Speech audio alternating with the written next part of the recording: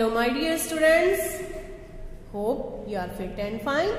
Me also fine. So welcome back to our maths online class. Today I am going to teach you revision forward counting 51 to 100. Date is 18, year 2022, day is Tuesday, lecture number 105.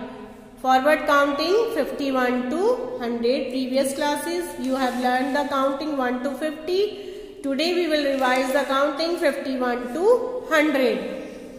51, 51, 52, 52, 53, 53, 54, 54, 55, 55, 56, 56, 57, 57, 58, 58, 59, 59, 60, 60, 61, 61, 62, 62, 63, 63, 64, 64, 65, 65, 66, 66, 67, 67, 68, 68, 69, 69, 70, 70, 71, 71, 72, 72, 73, 73, 74, 74, 75, 75, 76, 76, 77, 77, 78, 78, 79, 79, 80, 80, 81, 81, 82, 82, 83, 83,